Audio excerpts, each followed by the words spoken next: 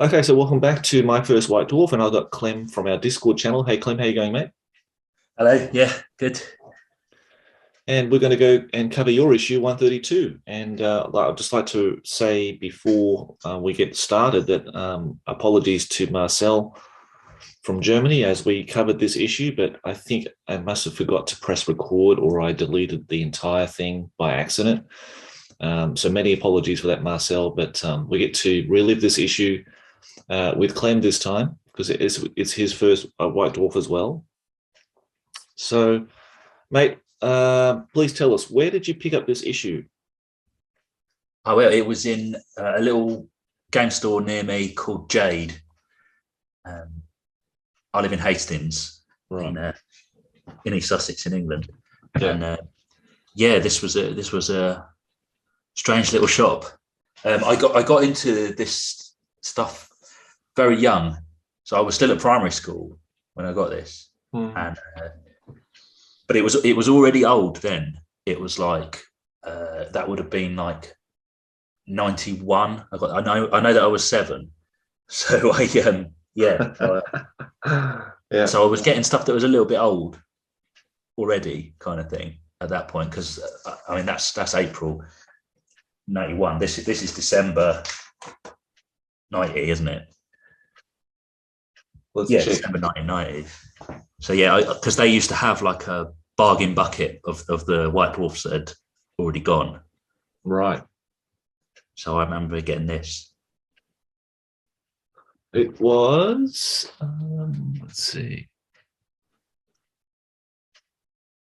December 1990. Yeah. So, yeah, a little bit older, about a year old when you got your copy. But Yeah, anytime after April in 91, I would have been getting this. So it's probably about 6 months old or so when I got it. yeah. But yeah, how did you feel when you started flipping through these pages and seeing the imagery here, especially of this Lost in the Damned Les Edwards cover? Oh yeah, well, I mean that Great Unclean one there used to terrify me, and a friend of mine said the same thing to me. Well, he used to be so afraid of it, like skip past it, kind of thing. That's funny, isn't it?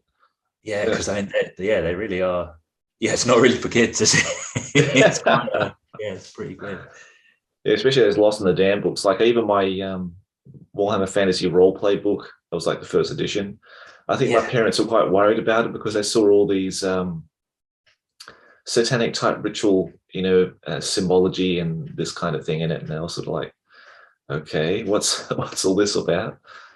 But yeah, it wasn't for the faint-hearted. I think they actually had warnings on the covers of these books, if I'm remembering correctly, or people told me they had warnings on these books to say they're not for young children.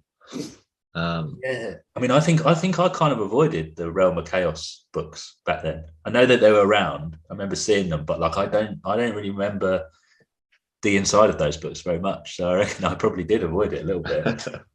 And have you seen these big black holes and marks in it? It looks like this issue was Oh yeah, treated a little bit unkindly without a hole punch. They just got a pencil and just stabbed the pages and put into binders, I think.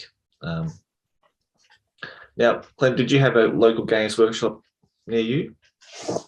Well, no, not at that stage. Yeah,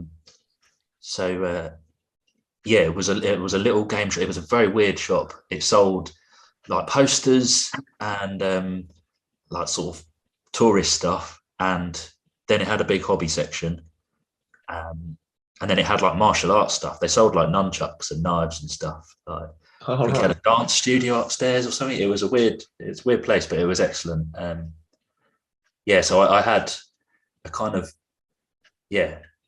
a game store experience of it, but no, I don't think I went to a games workshop until I would have been in secondary school, like 95 or so. Yeah. I think I did on like a family. I remember playing in a participation game, like a pickup game. It was either Ealing or Croydon. We went up to visit some people, and I remember playing as a commissar. I had one of the commissars, the old metal ones with the plastic arms, and he had a tie. He was the one with the shirt and tie on. I played with him, but I didn't go to Games Workshop nearby, which is it's actually only about like half an hour on a train away until like it would have been after 95, I think. Right. That would have been Eastbourne. Well, for people in that time, they could have witnessed an heavy metal tour with Tim Prow, our latest or last guest, in the Newcastle store. So that would be quite something, eh? Yeah. And yeah, look at those glorious tables and that kind of thing, massive tables and huge I remember in-store poring games. over these.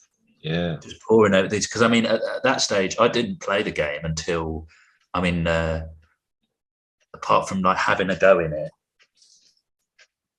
I didn't play until second edition. I remember my friend got that set. I had one of those friends that kind of gets everything. And so that was like 93. He got that. Some rich grandparents or rich parents. Something like that. Yeah. I before that it was poring over White Dwarfs like this and more dreaming of playing the games, I suppose. You know, I got bits and pieces of figures here and there kind of thing, but I wasn't playing it yet. So we've got this Citadel news section with D-Rock with I believe it's Brian May in there, yeah. I guess guitarist. Yeah, so, someone mentioned this on your podcast a little while ago, didn't they? Him going to the studio or something. Yeah, with his kids. I think his kids were interested in it. I think a lot of people thought that he was actually a gamer at that stage, but he wasn't. It was his kids are into it. So yeah. I mean, I should think when I looked at this magazine, I wouldn't have known who Brian May was. Yeah. I mean, this is probably my introduction to Queen. Yeah. Yeah, maybe they helped sell a lot of Queen albums at the same time. Yeah, but Queen's popularity just grew intensely, like with all the guys who were into Warhammer.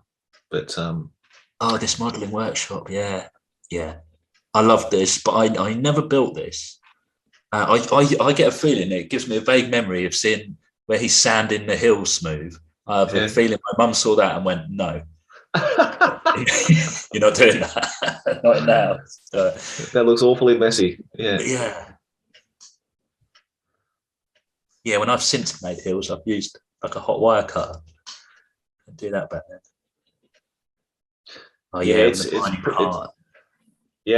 It's awesome, isn't it? Like, I love all these templates they gave you, so you can sort of just photocopy them out and overlay them onto your. Well, I suppose at that stage we're using all this picture frame card, like the phone card stuff, and cut them out. Yeah.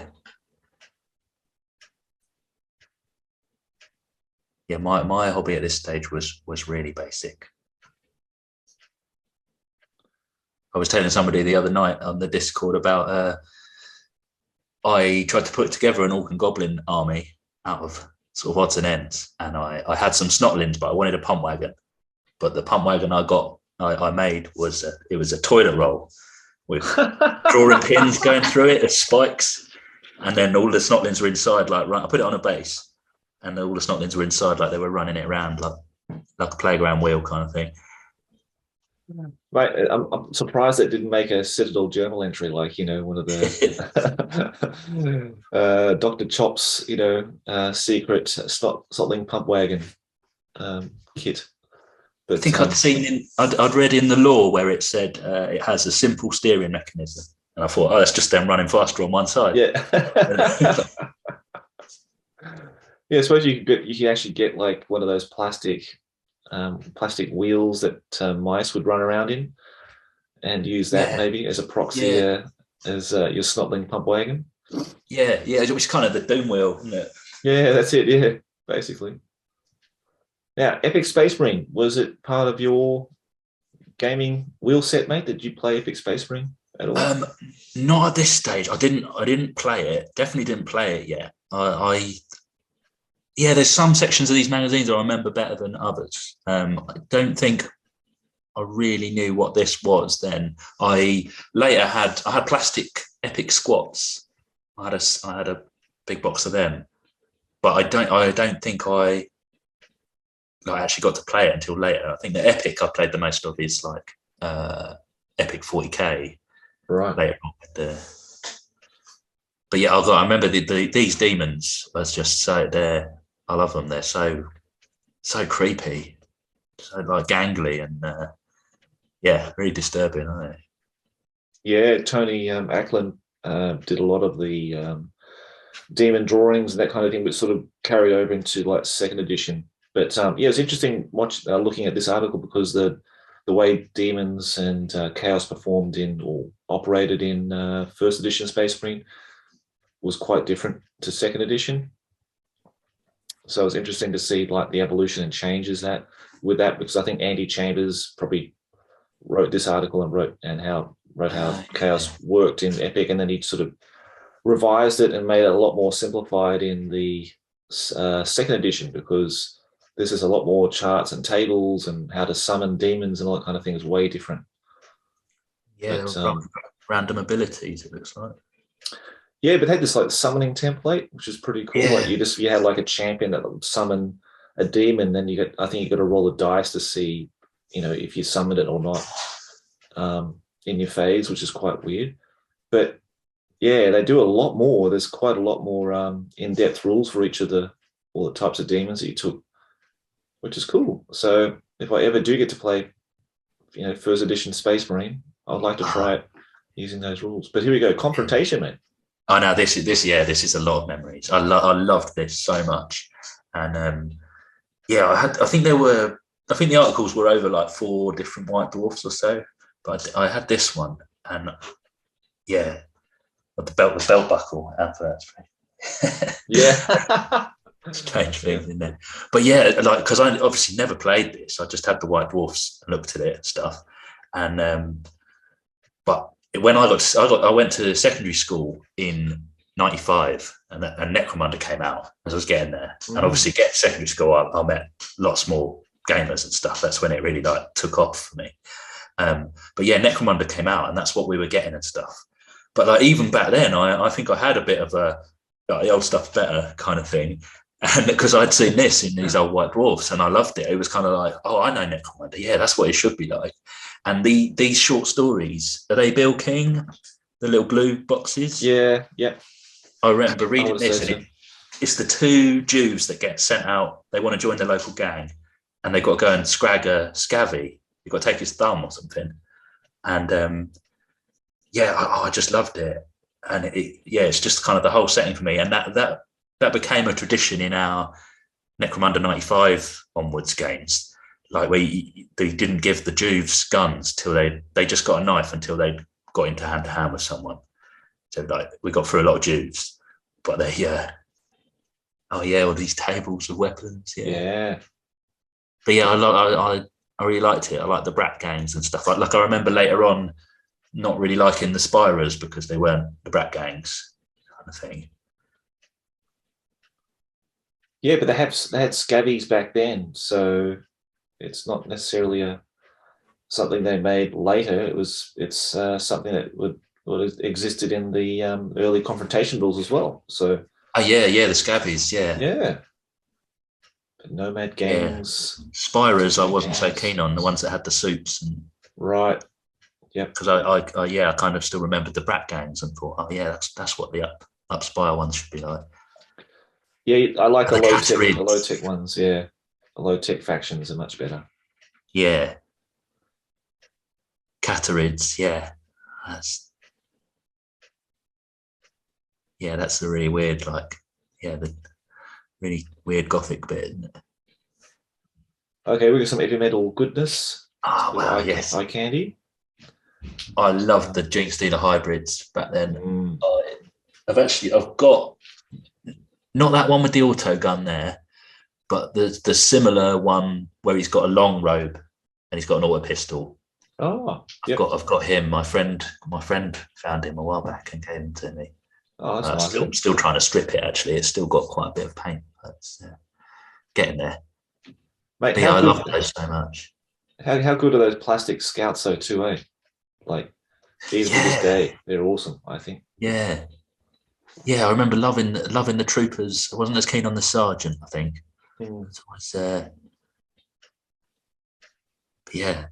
Because Advanced Hero Quest was when they first came out. Space Crusade, I mean. Yeah, Advanced Space Crusade. Yeah, I think so. Yep. So we got Yeah. Advanced Space Crusade, Imperial Guard.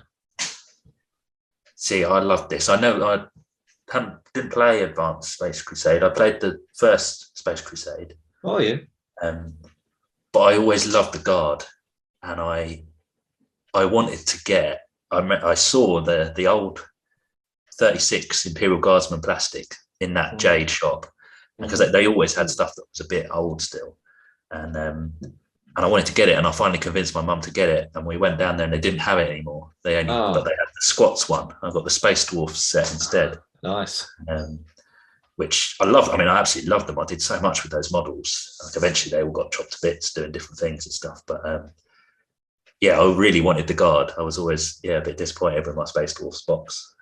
But look at that now. I'm like, oh god.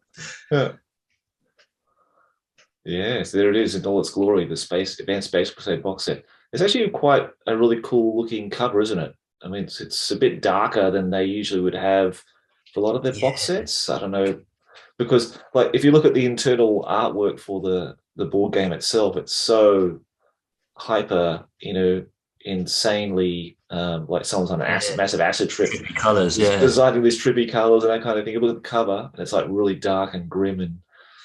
I don't know if I've ever actually seen that board in person. No, I remember I've so never much seen it either, mate. adverts. Yeah, it's one of those elusive games that I just never saw anybody play. So weird. Yeah, sphincter doors. Yep, the sphincter doors. Yeah. Oh, yeah, great set though. I remember seeing was it Ultramarines? They had that set of like 4. Yeah, I love that game. Games. I love that game. I had Crunch. I had that Crunch, right? Yeah, with the like I think it was Dark Elves and Orcs versus humans and dwarves. You got in it. Yep. You rolled in the lid. You had like a target square in the lid. Yeah, that was. Yeah, they were brilliant games. I think Ultramarine. That's where I got my set, and I got all those. You got basically 4. I think you got 20 Marine Scouts. You got like 4 sets of 3. 4 sets of 5. Sorry. A heavy bolter guy. 3 of the bolt pistol ones and a sergeant. And I love that game. I thought it was excellent. Mighty Empires. I don't take it you ventured into Mighty Empires. I've played that old set since. A friend of mine's got it, and absolutely loved it. But yeah, back then I think it just added to the setting so much for me, because I was just poring over the White Dwarfs and stuff. I didn't have an opportunity to play it, but the fact that you had this like skirmish game with the models that I loved, and then there was this whole strategic thing with it as well, just hooked me. I was kind of cool, man. I'm glad you got to play it. That's great. Now, I did see in a photograph just recently on our Discord that you had tried or attempted to build the baneblade. I've got it over here. My mum found it. Oh, great, man! That's awesome, isn't it? She's still in. Unfortunately, we didn't have a loft, so there isn't like a mother load there or anything. But she's still in the same like flat masonette thing that we were in from when I was 4, I think. Yeah. And, she dug this out because I was talking to her about some of these old things, and nice. I attempted to make this plastic card. I didn't know what it was back then. So yours made out of a plastic card, yeah? No. Mine is made out of just card. Right. Because I think again something very expensive. I didn't really know what it was, and my mum wasn't going to get it. It took me a while to make this, because I got this White Dwarf when I was like 7, and but the baneblade I made, I think I kind of started trying to make it and stuff for like quite a while, because I ended up using Lehman Russ. It's got a Lehman Russ cannon and las cannon on it. Yeah, which is like 94 that comes out. So I was working towards this for quite a bit, I think. Yeah, it's quite an involved article, because you think, someone's actually going to make it, then they're going to make the layout and plan and the schematics and that kind of thing. So they've got to design all that as well. There's quite an enormous amount of work that's gone into just doing this article when you think about it. Yeah, I want to do it again. I want to redo it Sure, in mate. Yeah. plastic card. But I read these Right. instructions and I'm pretty daunted by it. That's it, mate. Yeah. It's I'm an glad. involved thing. Like it's real. Because I think they've done quite a few of these like modeling workshop articles before, Yeah. and they're much simpler Yeah. ones where you made like, I think there's one where you convert a orc battle wagon into like one of the epic ones that's got a big cannon and stuff. So Oh, it's like a like the little Gob Smasher conversion. or something. Yeah. Yeah, I think that's it. Yeah, like it's got a cannon in it, like it's a Vindicator or something, Right. but orky. Yeah, and I think you were probably meant to build up to this over all those articles, kind of thing, because it's really quite involved. But I remember seeing one for sale as well over in Eastbourne, not at a Games Oh, Workshop, but at like another model shop, and they had a copy of this in the window there. And yeah, I think I tried to get my mum to buy that. I mean, that may even have been before I got round to making this. This cardboard version. I think I might have tried to get that, and obviously it was very expensive. But part of the sort of nostalgia thing I've been on recently is me and my wife and kid went on a holiday up in the north of England, Northumberland, and on the way back we went to the Warhammer World place, and we went in the museum and stuff. And that photograph they've got there of the baneblade, they've got that original in the cabinet. Really?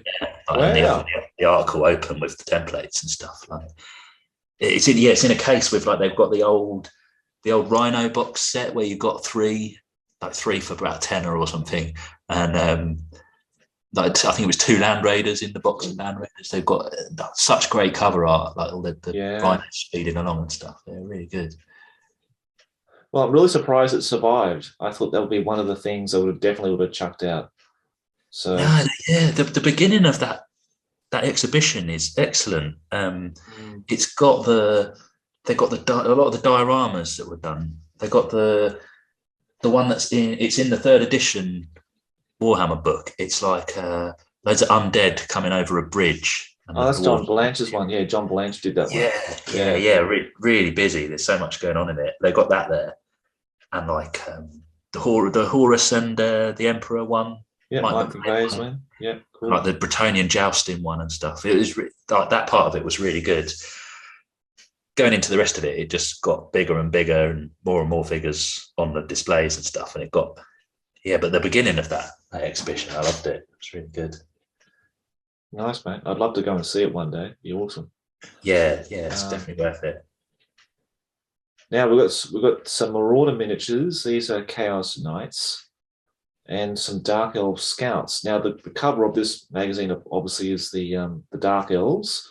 Mate, were Dark Elves something a faction that you were really keen on putting together, or? Never really, no. Later on, I had a friend that was quite into them, played against them, but no, I never had them. I had a Sea Elf bolt thrower at one point. Sea Elf repeater bolt thrower. Oh, because the shop Jade, where I got this magazine, they had a painted cabinet. And sometimes it was like cheaper to get old painted stuff from that. I was always trying to put little armies together on a bit of a shoestring back then, like working out ways I could get enough figures and stuff. And I remember buying this. So it was already painted, but I think I bought that later on, like when 4th edition was out, because I had it with High Elves, with the plastic spearmen and archers. I had a Sea Elf repeater bolt thrower with like a crew of 3. But no, Dark Elves never really. And Chaos? Was Chaos kind of your flavour of choice there for fantasy? No, only through... I love the Chaos Warriors in HeroQuest, because I played that before any of this. Like before I'd seen... I didn't own the set. I played at somebody else's house, so I didn't do the sending off for the painting guide and stuff like that. So I then discovered 40k actually first. A friend of mine, his mum used to do like drawing lessons, and I was around for one of them. He was a little bit older, like 2 or 3 years older, and he brought down one of those RTB plastic Marines that he painted, and started drawing a picture from that. And that's the first one I saw, and I was just like, "What is that?" And yeah, immediately after that, I was pestering my mum to. I was drawing the next day at school. I was drawing them, and I think he brought down the Guard box set, like the cover art as well. Because the next day at school, I was drawing. It was like a mix. It was Marines that I was drawing, but they were doing stuff that the Guard were doing on the front of that cover. Like I was doing ones that were like hiding down in the grass with like bits of kit and stuff that they've got, and others marching along like in that painting. And managed to get my mum to take me down to that game store, and the first thing I got was they were those plastic RTB Marines, but it wasn't the original box set. They'd broken them down. It already had the bright primary colors and black borders box set, and I think on the cover there was the squad of them painted as blood angels, like in really bright with like blue circles on the side of their kind of greave bits and stuff. And that and a pack of Citadel combat cards. Don't know if you remember them. I do. They were like sort of top trumps with pictures of the models on them. That's right. Yeah, those are good. Because I had Space Wars with all the Marines and stuff, and I had the Orcs and Goblins one. Right. Nice. Which I think is why I started trying to do that Orc and Goblin army with the toilet roll pump wagon. You were sold on them, yeah. Now, Stephen Tappan, talking about drawing, but Stephen Tappan, was one of the great inspirations behind many of Chaos drawing. And I think his illustrations filled a lot of the Chaos supplements, and even the 4th edition Warhammer Fantasy rulebook had a few of these illustrations in it as well. Yeah. But just check out that Mark of Corn illustration he did. I think that's sort of I think even since then they did a lot of the corn symbols with all those kind of phases and that kind of thing that Stephen did. So much texture. It's incredible. I think I remember, there's the bottom right of the first of that page, that double page spread. The Tzeentch guy with the plasma pistol on the disc. I feel like that picture was in a Warhammer Fantasy book at some point. With plasma pistol and all. That rings a bell with me. I'm sure I remember seeing that and being like, that's really weird. That's right, because some of the fantasy models did actually carry like plasma pistols and that kind of thing. Yeah. Probably enough. Yeah. They brought them through the warp. Yeah, because they had the kind of realm gates at the poles, didn't they? The chaos gates. Oh god, yeah, I remember this page of illustrations with the Marines and that so much. That one with the blood angels in a sort of, they're in like a trench or a hole kind of thing shooting out. That was in 2nd edition, one of the books like War Gear or something. Oh, yeah, I remember that. When I see that picture and I think of the what was their rule? It's not like they shall know no fear. Oh, rapid fire was their rule. Right. Yep. Because I think it was next to that text. I see that and that. Yeah, that's what they're doing. They're doing that skill. So we've got some Mechaniacs from a collection of orcs here. Oh yeah. I remember I had a friend that had the shock attack gun. It was always falling over forwards. Yeah, it's a bit top heavy, wasn't it? Yeah, it's big chunks of lead on the end of that. Yeah, I love those then. And looks like we have Stuart Willis presentation here with a lot of his models that he's featured here. One in particular was this Dark Angel Terminator, which is based off the Wayne England art that he did for one of the covers of another White Dwarf we've covered already. I can't remember which issue it was, but he painted all the same markings and stuff like that. The Deathwing markings there. Now, one of the really early things that got me into 40k heavy was I got that Deathwing, the little anthology of short stories.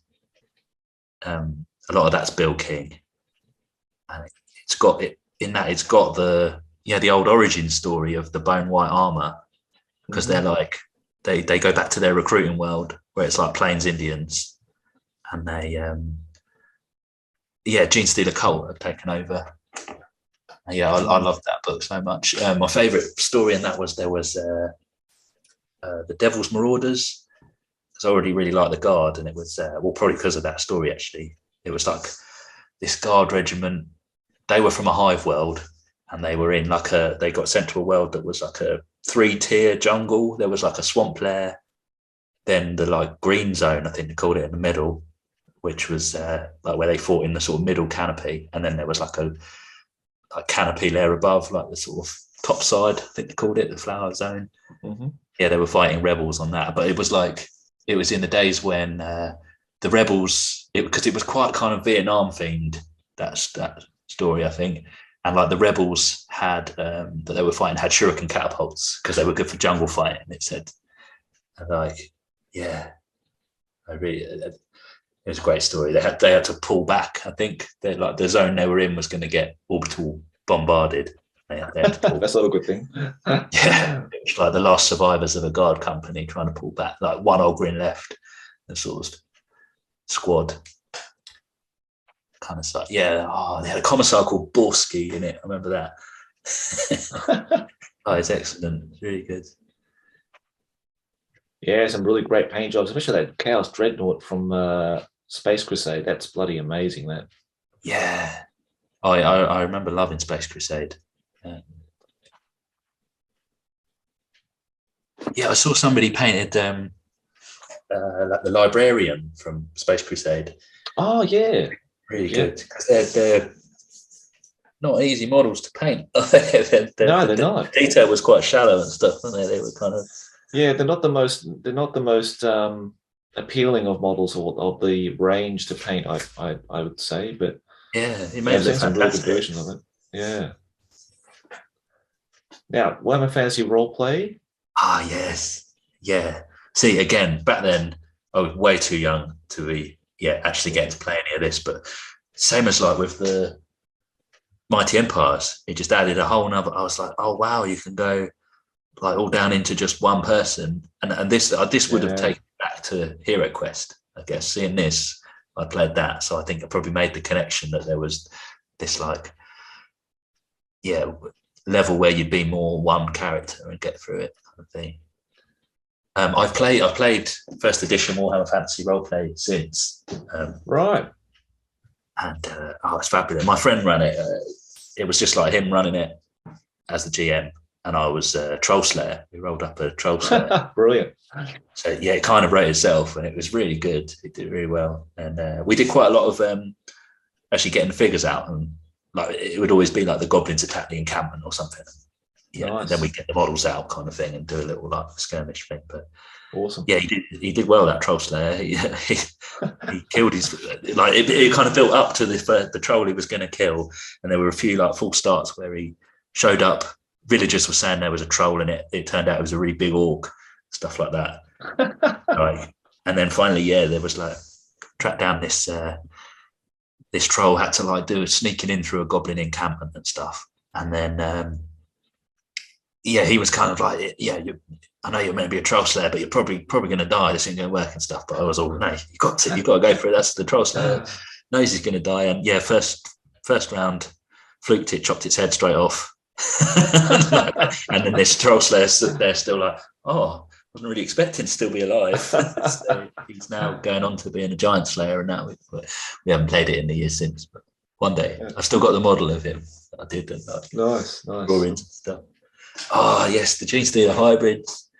I love them so much. That hybrid number 1, top left, is the one that I've got now. Oh wow, he's awesome. Yeah.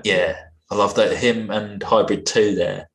I love that kind of almost 2D model. They're almost almost like they're flats or something. Like no, great models. I look at that because I don't know if you've seen. I've been casting stuff at work. Some of the old drastic plastic bits. I have seen, mate. Yeah. Monopose regiment, and it's got me thinking about these old models and why it is I love them so much. But like particularly that hybrid 1 and hybrid 2, they've been sculpted with the mold making process in mind. Like they're all working together. I've seen some photographs of them all sitting around with their like jewelers' benches and stuff, sculpting. Right. And yeah, like I mean, nowadays a lot of the models are when you're assembling them, they're cut up. It's not like you're sticking arms and legs on. They're cut into wedges where you have to follow the instructions and see where these random bits actually go together. But that's right. Like figures like that, they've been sculpted at that scale by somebody that they actually use them to play and stuff. They know how they're going to move around and stuff, and they're just as little gaming pieces. They're so much like chunkier and nicer. I think they're just beautifully and solid too. There's no bits and pieces going to break off or anything like that. Yeah, no, I love that. Same with that the knob with the power claw and custom weapon there. Like a lot of those old where they're just kind of they got their arms splayed out, so they're almost flat, kind of thing. That's right. Now, some people don't like that. Some people like it. I quite like it because I'd rather just have just a single piece model. No sort of fiddly bits are going to get lost and break off or snap off, and that kind of thing. They're super chunky. They're built for wargaming, and they're proper toy soldiers. Yeah. But then I love the orcs which have the separate arms, and you can have the plastic arms, and a little bit more less monopose. And I think back then I would have looked at a lot of the monopose ones and been like, oh wow, yeah, I'm sure I can remember being like, oh no, you don't want that. You want them all. Here's the back cover, mate. Yeah.